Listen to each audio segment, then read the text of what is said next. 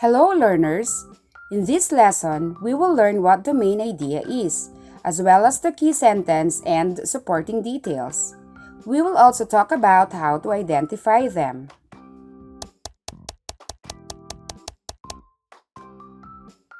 To make it easy to understand and remember, we will use this illustration as a guide. Do you know what this is? Correct! This is a chair. The circular part of the chair where we sit represents the main idea. What is a main idea? The main idea tells what the paragraph is mostly about.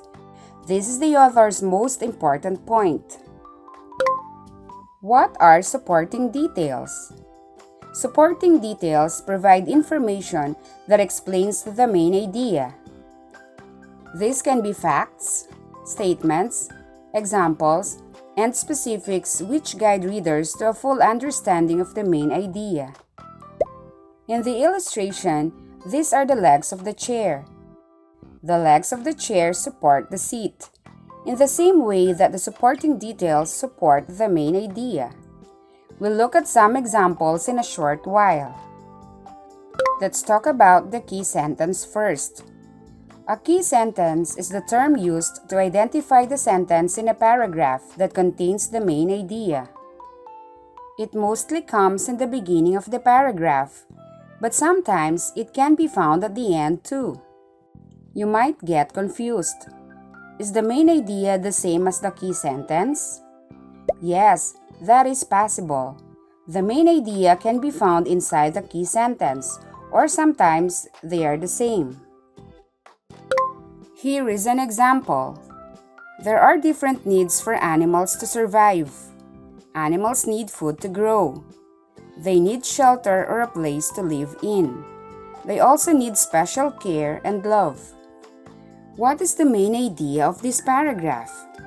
The main idea here is found at the beginning of the paragraph. There are different needs for animals to survive. This is what the paragraph is about. It is also the key sentence. What are the supporting details? Animals need food to grow. They need shelter or a place to live in. They also need special care and love. These sentences support the main idea. You might ask, how did we identify the main idea? It looks so difficult. The trick is to read everything first and then ask yourself, what is the text all about? What is the key sentence? Usually, the main idea is found within the first sentence in a paragraph or the last sentence as a closing statement that ties all the ideas together. How about the supporting details? How do we identify them? We must look for facts, quotations, statements, examples, specifics, statistics, and other extra details that support one main idea. For the next examples, let's use this diagram to keep our answers organized. Nothing is more important to us on Earth than the sun. It radiates light and heat, which makes it possible for life to exist on Earth. Plants need sunlight to grow. Animals, including humans, need plants for food and the oxygen they produce. What is the main idea? In other words, what is the paragraph all about? It is found in the key sentence, which is the first sentence of the paragraph. Nothing is more important to us on Earth than the sun. What are the supporting details? Here, we look for statements or examples that would support the main idea that nothing is more important to us on Earth than the sun. It radiates light and heat, which makes it possible for life to exist on Earth. Plants need sunlight to grow. Animals, including humans, need plants for food and the oxygen they produce. Let's look at another example.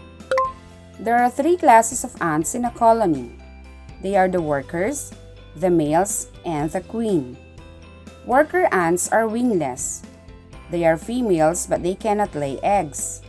The male ant's job is to mate with future queen ants, and they do not live very long afterwards. The queen is the biggest ant in a colony. She is born with wings and she can lay eggs. What is the main idea here? If you can notice, the main idea is exactly the key sentence here. There are 3 classes of ants in a colony. The supporting details are the rest of the sentences.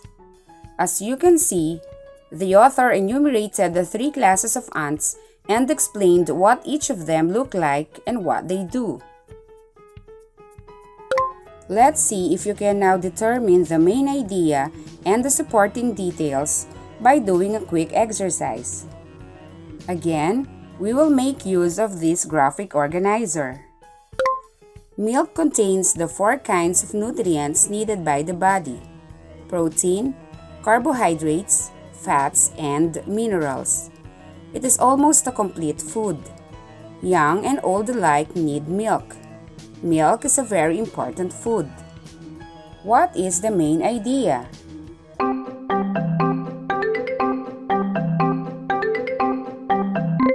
Correct. Milk is a very important food. This time, the main idea is found in the last sentence of the paragraph. As I've said earlier, this is also possible.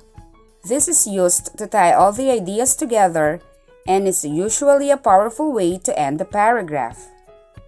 Now, what are the supporting details here?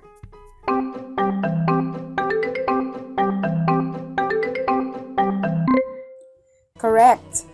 Milk contains the 4 kinds of nutrients needed by the body: protein, carbohydrates, fats, and minerals. It is almost a complete food. Young and old alike need milk. Let's have one last example so we can develop our mastery. Cotton is one of the most valuable plants because of its fiber and its seed. Cotton fiber provides more cloth and clothing for men than any other fiber. For many years, cotton seed was considered entirely worthless. However, it was found out to be a very valuable source of oil. What is the main idea?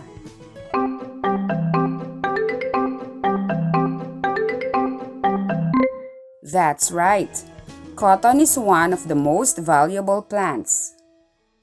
It is part of the key sentence, which is, cotton is one of the most valuable plants because of its fiber and its seed. We will not include this part of the sentence because it is already explaining why cotton is one of the most valuable plants. That is already a supporting detail. What are the other supporting details here?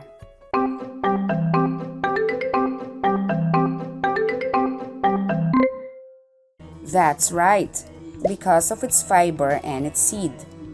Cotton fiber provides more cloth and clothing for men than any other fiber. For many years, cotton seed was considered entirely worthless.